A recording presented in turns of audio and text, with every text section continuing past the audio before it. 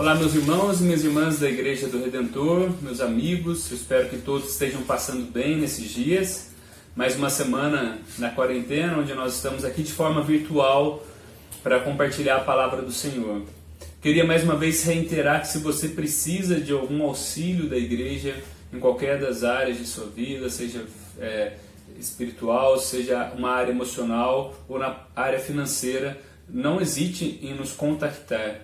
Essa semana nós começamos uma campanha da Cesta Básica Solidária, onde nós estamos arrecadando alguns alimentos e até cestas básicas inteiras para que nós possamos compartilhar com as pessoas que estão precisando nesse tempo. E se você está precisando, ou se você conhece alguém que está precisando, contate a Evaline através do contato que tem na nossa arte, nas mídias sociais. Se você quer contribuir também, nos procure para que você possa contribuir. Graças a Deus a nossa igreja é uma igreja generosa, nós já temos, se eu não me engano, 6 cestas básicas praticamente montadas, de 5 a 6, mas nós queremos poder abençoar o máximo de pessoas possíveis. E nós queremos começar com os da família da fé, como diz a Bíblia, e depois nós vamos para contribuir com aqueles que são amigos, que são pessoas próximas, e assim nós vamos contribuir com quem estiver precisando. Bom, eu gostaria de começar esse momento nosso com uma pergunta para você. O que você tem aprendido nesse tempo? O que você tem visto Deus trabalhar na sua vida nesses dias? Se você me perguntasse qual o meu maior receio, qual o meu maior temor, o meu maior medo em relação a esses dias de isolamento, de pandemia que nós estamos vivendo, entre as coisas que podem muitas vezes me causar receio, a que mais tem preocupado o meu coração em relação a mim, em relação às pessoas da qual eu amo, meus familiares, os meus amigos, a igreja a qual eu pastoreio, é que esse tempo esteja sendo somente uma lacuna para muitas pessoas. Um tempo antes do Covid, uma lacuna e depois do Covid. O meu maior receio é que nós não estejamos tirando proveito de tudo que esse tempo tem para nos ensinar. O meu maior receio é que ao passar isso tudo e olharmos para trás, nós vemos que nós pouco aprendemos com esse tempo. Por que eu estou falando isso? Porque a Bíblia é clara em nos ensinar que tempos de provação são um laboratório de Deus para trabalhar no nosso caráter. Momentos de provação é a forma que Deus trabalha o crescimento no seu povo. Então esse momento é o momento onde que Deus quer trabalhar pessoalmente no nosso caráter, nos fazendo mais parecidos com Jesus. Esse é o propósito de todo cristão, a santificação, até que nós alcancemos os céus, e também nos preparar para a missão que Ele tem para nós nessa terra. Momentos de dificuldade fazem isso. Em Hebreus, no capítulo 12, o autor vai falar que para o povo que estava passando por provações, por dificuldade, que eles não deveriam ficar tristes e nem ficar chateados por passar pela disciplina de Deus, pela correção de Deus. Porque ele fala que se vocês são filhos, vocês serão corrigidos. Então se alegrem. Agora, se vocês não são filhos, se vocês não estão sendo corrigidos, vocês não são filhos, vocês são ilegítimos, são bastardos. E esse momento de provação que a humanidade inteira vive, cristãos, não cristãos, todo tipo de gente, todo mundo vive, mas esse momento tem peso, forma diferente de atingir o cristão. Como cristão, para os cristãos, esse momento é um momento de tratar o caráter. É um momento, nesse processo de santificação e de nos fazer mais parecidos com Jesus. Para o não cristão, é um chamado ao arrependimento. Já é um preview para o não cristão ver o juízo de Deus que está sobre aqueles que não creem no seu Filho Jesus. Então, por mais que o momento que a gente passe por disciplina não seja um momento agradável, e o autor de Hebreus vai falar, nenhuma disciplina parece ser motivo de alegria no momento, mas sim de tristeza. Talvez esse é o sentimento no seu coração. Você está passando por esses dias difíceis na parte financeira, saúde, pode ter algum familiar, algum conhecido que esteja passando por dificuldades, na parte da saúde, financeira, talvez até você lutando com ansiedade. Talvez isso não traga nenhuma alegria no seu coração nesse momento, mas ele continua. Mais tarde, porém, essas provações produzem fruto de justiça e paz para aqueles que por ela foram exercitados. Então, por mais que a alegria, você olhe para a situação, não veja situação de alegria, você não veja motivos para se alegrar, saiba que no futuro você vai poder olhar para trás e ver que era a correção do bom Deus na sua vida. Como eu creio que a maioria de vocês sabem, eu sou pai da Maria, com menininha que tem 3 anos, e o Benjamin que tem 1 aninho. A Maria, ela é um doce. Ela é bravinha, mas ela é doce. Mas o que ela tem de doçura, ela tem de teimosia. E a mãe dela fala que ela puxou para mim. Eu concordo também, que eu sou um pouco teimoso. Bom, mas nós precisamos corrigi-la no dia a dia. E muitas vezes nessa teimosia da Maria, ela vai passando os limites na qual nós vamos colocando. E nós conversamos novamente, nós colocamos de castigo, nós tiramos alguma coisa que ela gosta e por vezes a última alternativa é entrar no quarto, conversar, explicar e dar algumas boas palmadinhas nela. Eu sei que alguns pais não gostam disso, outros gostam, mas nós entendemos que isso faz parte da correção, como talvez uma última alternativa. E eu sei que naquele momento, aquela correção não é boa para minha filha. Eu sei que aquilo causa uma tristeza nela. E causa uma tristeza até em mim como pai. Os pais sabem disso, né? Mas eu sei que no futuro a minha filha vai me agradecer por eu estar fortalecendo o seu caráter, por eu estar colocando limites nela, por eu estar preparando ela para a vida.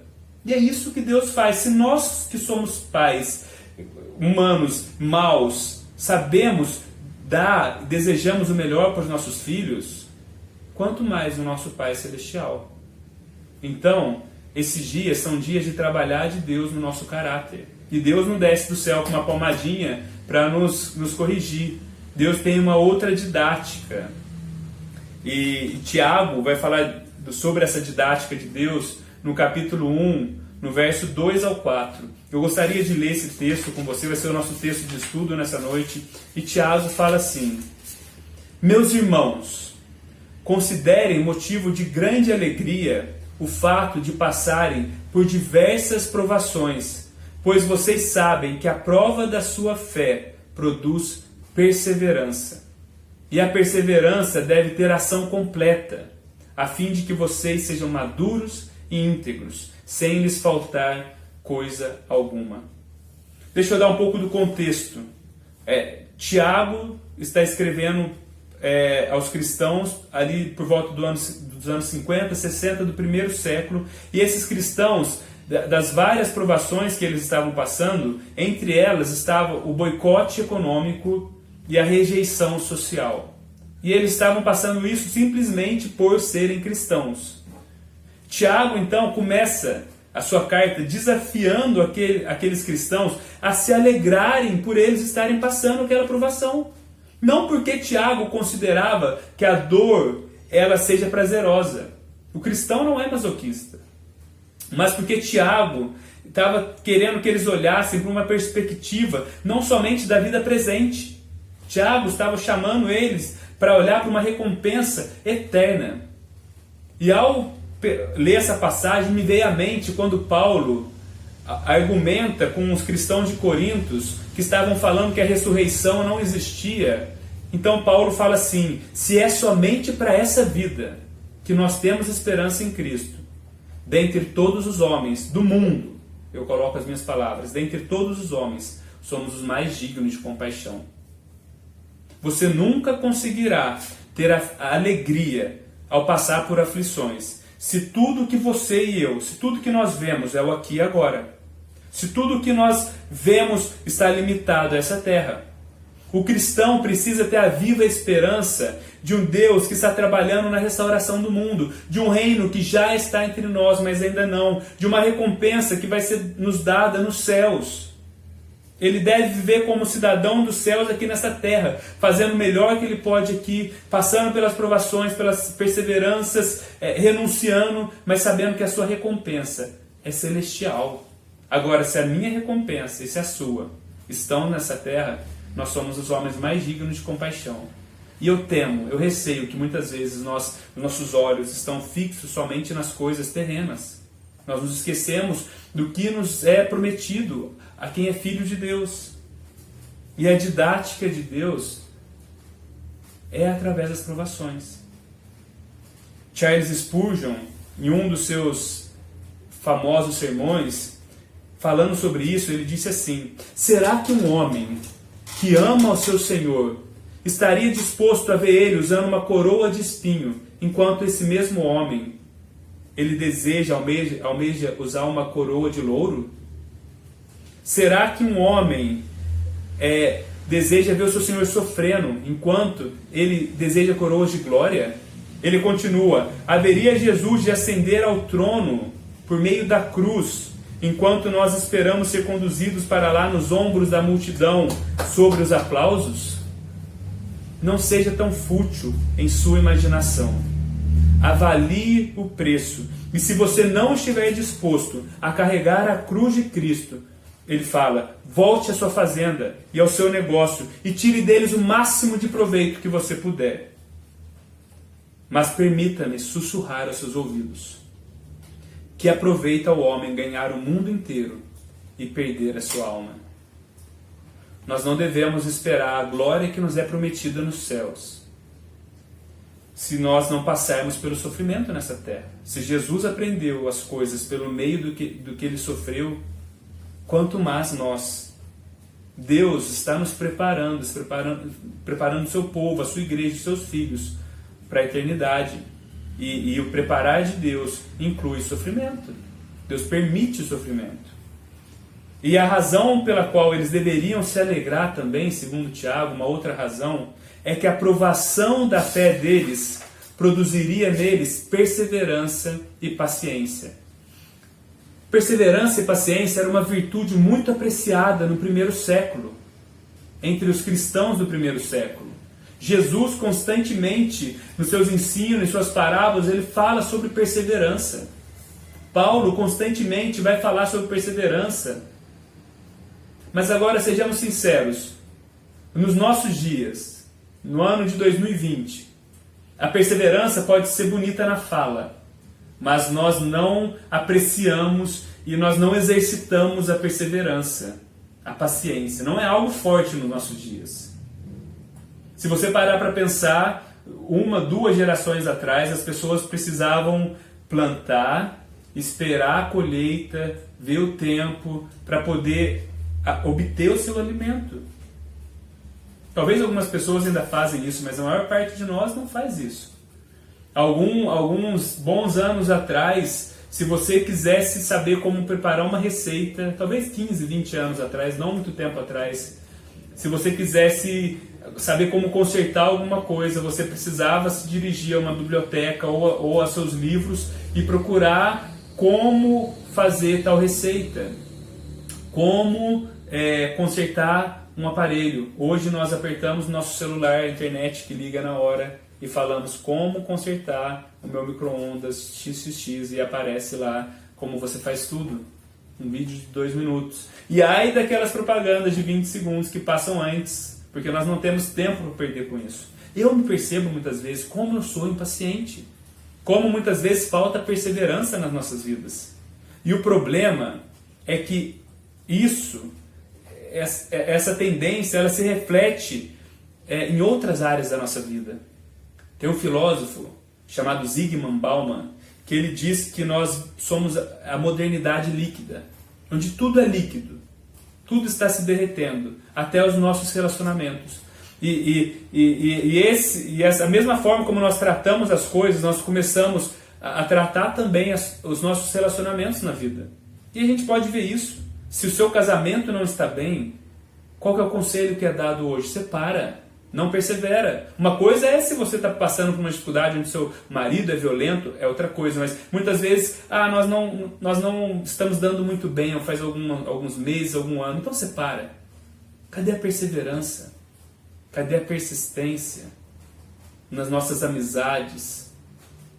Os nossos relacionamentos se tornaram líquidos. Se um amigo ele discorda de você em alguma visão política, você bloqueia ele, você isola ele porque ele não serve mais para você. Então, as provações são formas que Deus traz, Deus usa para nos fazer pessoas perseverantes e pessoas pacientes. Eu gostaria de compartilhar com você a história de um homem que foi, muitos dizem, o maior presidente dos Estados Unidos, Abraham Lincoln. Esse homem nasceu no começo de 1800, por volta de 1809, numa casa rústica, numa casa de madeira. Seu pai era iletrado, um sapateiro, e sua mãe tinha uma saúde muito frágil. Então eles foram despejados de casa ainda quando ele tinha 7 anos, e sua mãe ela faleceu quando ele tinha 9 anos. E ele teve pouca formação, né? Claro, uma família com essas condições. Mas ele perseverou muito, e em 1832 ele se candidatou para ocupar o cargo de um legislador do estado, mas ele não teve sucesso. Nesse mesmo ano, ele tentou se matricular para o curso de Direito, mas não foi aceito por causa das suas poucas qualificações. Então, depois de alguns anos, ele começa um negócio com dinheiro emprestado de um amigo. E ele quebra aquele negócio fale. E ele passou 17 anos seguintes pagando o que ele devia para aquele amigo. Depois, em 1838, ele candidata-se a orador da Câmara do seu estado e é derrotado. Em 1840, ele quer ser membro de um colégio eleitoral, mas ele foi derrotado. Em 46, candidata-se para o Congresso e ganhou. 2 anos mais tarde, ele veio a ser derrotado na sua reeleição. Em 1849, ele tenta conseguir um cargo de oficial de um registro, de um cartório de registro, mas ele não consegue. Em 1854, ele candidata-se a senador dos Estados Unidos, perde novamente. Depois ele tenta em 56 como vice-presidente da Convenção Nacional do partido, obtém menos do que 100 votos, sofrendo uma derrota humilhante. Em 1858 ele é derrotado novamente. Finalmente, em 1860, Abraham Lincoln foi eleito o presidente dos Estados Unidos e um dos maiores nomes dos Estados Unidos, trabalhou ativamente para a libertação dos escravos. Por que eu estou te contando essa história? Porque o que Abraham Lincoln foi, quando ele se tornou presidente, foi fruto de todas as suas provações e as suas derrotas no meio desse processo, das suas derrotas, dos aprendizados. Aquilo tudo foi um trabalhar de Deus no caráter desse homem e para que ele fosse instrumento de Deus usado, né, para a libertação dos escravos também. Então, eu te pergunto novamente, nesse tempo todo de sofrimento que nós temos vivido, nesse tempo todo de pandemia, não se perca em coisas secundárias, não se perca se esse vírus foi plantado, se não foi plantado, se é saúde, se é emprego, se é governo, se é mídia. Ok, todos nós podemos ter uma opinião sobre isso, mas isso não é o central nesse tempo. O central nesse tempo é no que você tem visto Deus trabalhar no seu caráter nesse tempo. No que você tem visto Deus aperfeiçoar você, para que quando isso tudo passar, você não olhe para trás e fale, ufa, graças a Deus que isso acabou, mas eu não cresci nada em minha santidade, eu não fui aperfeiçoado em nada para fazer a obra do Senhor. No que você precisa crescer? Você precisa ser uma pessoa mais paciente? Nada melhor do que um tempo como esse para te fazer mais paciente. Você luta com ansiedade, talvez por anos, algo que a nossa sociedade luta em grande massa. Nada melhor do que esse tempo para confiar no Senhor, para entregar suas ansiedades após Ele em oração, com ações de graças. Eu estava conversando com um irmão algumas semanas atrás, ele disse, é fácil confiar no Senhor quando a despensa está cheia e a gente tem trabalho. O difícil é agora, quando você está vendo a despensa diminuindo e o trabalho mal entrando. Então é nesse tempo onde nós somos levados a confiar no Senhor, a lançar sobre Ele toda a nossa ansiedade. Talvez nesse tempo de pandemia, de isolamento social, passando tempo dentro de casa, você percebe como você precisa ser um marido ou uma esposa mais calmo, com uma palavra mais amorosa, menos ríspido no seu relacionamento com seu cônjuge, mais paciente. Talvez você percebe como você precisa ser um pai mais presente, que o seu filho não precisa de passar horas e horas na frente de uma televisão ou de um celular. Ele precisa da sua companhia. Talvez esse tempo mostre para você também que você precisa crescer nas suas disciplinas espirituais e que isso muitas vezes não é falta de tempo, é falta de interesse, é falta de busca. Porque talvez esse tempo revele que a sua leitura espiritual, a sua leitura da palavra pouco mudou, a sua vida de oração pouco mudou, a sua vida de jejum pouco mudou. E que tempo nós temos para isso, irmãos? Que tempo nós temos para crescer nessas coisas? Talvez esse tempo todo te leve a perceber que você precisa ser alguém mais generoso. Que existem muitas outras pessoas passando por situações muito pior do que você. No momento de dor, muitas vezes nós olhamos somente para as nossas necessidades. Mas quantas pessoas não tem nem onde lavar a mão e não tem nem um prato de arroz dentro de casa? E nós olhamos e falamos, Senhor, eu tenho pouco, mas o pouco que eu tenho nesse momento eu quero exercitar a minha generosidade. Talvez você lute também com pecados ocultos, que são revelados no meio da ansiedade, que são o seu escape no meio da ansiedade. Nesse tempo, é tempo de você recorrer ao Senhor, recorrer a amigos. Ore por mim, me ajude. Senhor, me dê força. Irmãos, o que eu estou querendo falar é que a aprovação é um instrumento de Deus para nos aperfeiçoar. E será muito triste, ao passar isso tudo, você olhar para trás e ver que tudo que você viveu foi um desejo ardente que esse tempo passasse logo. E você se apegou às coisas periféricas. Eu gosto muito de filmes medievais, de filmes épicos medievais, quando aqueles cavaleiros voltam de suas batalhas com suas espadas, e eles entregam as suas espadas ao espadeiro, né? Para ser consertada, para ser arrumada, para ser afiada, e aquele processo onde aquele espadeiro pega aquela espada, coloca sobre o fogo, tem que ser uma temperatura muito alta, de 700 graus, e ao tirar ele bate na espada. Aquele processo de bater numa espada quente, ele está limpando todas as impurezas daquela espada. E depois aquela espada vai estar apta para o uso, ela vai estar mais resistente. Compare-se a esse processo. Nós somos a espada. Então, nesse tempo, você precisa se perguntar, Senhor, no que o Senhor tem trabalhado na minha vida? E talvez você olhe para você e veja, há muita coisa a ser trabalhada. Não desanime, meu irmão. Não desanime. O Senhor é paciente. E o resultado disso tudo, Tiago fala, é que nós não seremos somente mais maduros, mas nós seremos pessoas íntegras. E íntegro, que quando Tiago usa, quer dizer completude, nós seremos pessoas completas. E quando essa palavra ela é usada na Bíblia, assim como fala sede perfeitos, sejam íntegros, sejam completos, isso significa que não faltará nenhuma parte, preste atenção, não faltará nenhuma parte do nosso caráter que não seja semelhante ao caráter de Deus. Esse é o objetivo de Deus. Então, se esse é o resultado da aprovação no cristão, por mais duro que possa ser, por mais difícil, nós temos motivos para nos alegrar em meio às provações. Então eu gostaria de propor para você, já indo para o final, que durante, vocês estão vendo essa pregação no domingo, que durante essa noite ou os próximos dias da semana, que você pare em algum momento, se você não fez essa pergunta ainda, e pergunte ao Senhor, Deus, no que o Senhor tem trabalhado na minha vida? E talvez eu não esteja percebendo. Ou Deus, no que o Senhor quer trabalhar no meu caráter? Como o Senhor quer me aperfeiçoar para a obra do Senhor, para ser um instrumento do Senhor nesse mundo? Assim como Abraham Lincoln passou por tudo aquilo para poder ser usado grandemente pelo Senhor. E talvez você já tenha até feito essa pergunta. Deus, Você está num outro grupo. Eu já fiz essa pergunta. Deus, o que o Senhor quer de mim nesse tempo?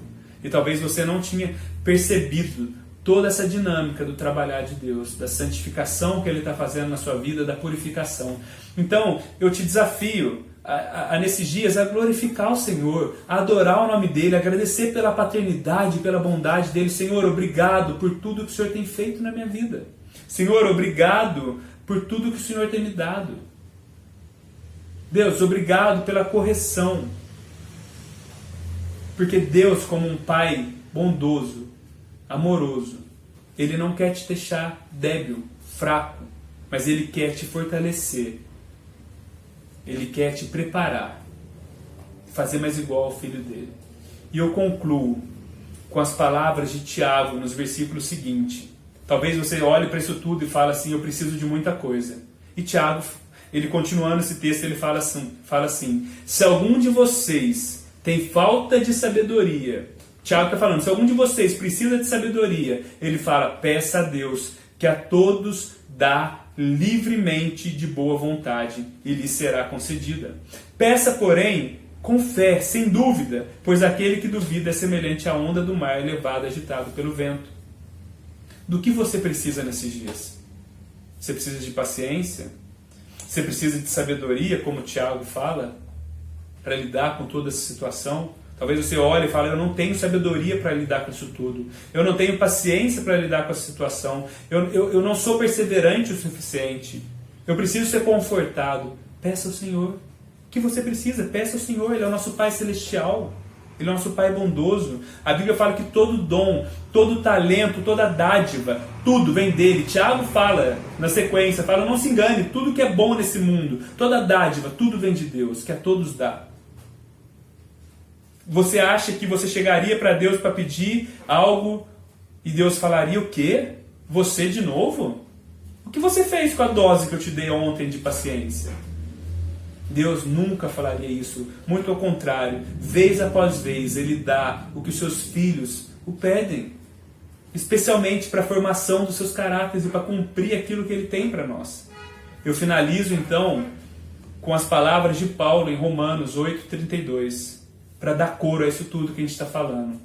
Aquele que não poupou o seu próprio filho, mas o entregou por todos nós, como não nos dará juntamente com ele, e de graça, todas as coisas?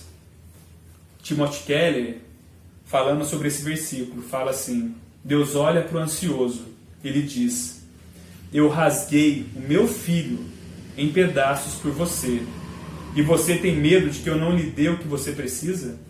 Irmãos, nós temos um Pai bondoso, um Pai generoso, que usa todas essas coisas para a nossa disciplina.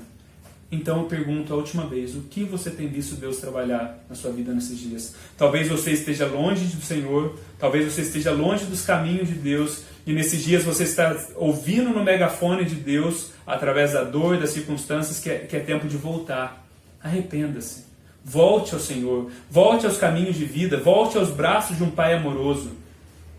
Talvez você é cristão, mas você não tem sabido lidar com isso tudo, e você talvez em nenhum momento parou e se perguntou, Deus, o que o Senhor está trabalhando na minha vida? Eu te convido a fazer essa pergunta e falar, Senhor, como o Senhor quer me usar nesse tempo? Prepara-me, santifica-me, usa-me como instrumento do Senhor nesse mundo, para abençoar pessoas, para ser mais parecido com o Senhor. Eu te convido a orar nesse momento. Deus Santo, nós te agradecemos pela tua bondade. Te agradecemos porque o Senhor é o Pai generoso. É o Pai que corrige e disciplina os filhos a quem ama. Deus, o que o Senhor está trabalhando em nossas vidas nesses dias? Mostre a mim, mostre aos meus irmãos. Para que, uma vez que essa aprovação chegue na nossa vida, que nós possamos perseverar, sermos perseverantes, sermos pacientes, e o nosso caráter se torne mais parecidos com o Senhor, que sejamos pessoas em nada débeis, em nada tendo falta, mas com caráter mais parecido com o Senhor no final disso tudo. E sejamos prontos como uma espada a ser usada pelo Senhor. Eu oro assim, se tem algum irmão meu, Deus, precisando de fé, precisando de sabedoria, precisando de algo do alto, que o Senhor lhes conceda graciosamente. Que eles peçam ao Senhor com ousadia, confiando, que o Deus que não poupou seu próprio Filho, o que o Senhor não nos daria? Nós te agradecemos por tamanho amor e pela tua paternidade nesse tempo que tem nos guardado e nos corrigido. Em nome do teu Filho que nós oramos. Amém.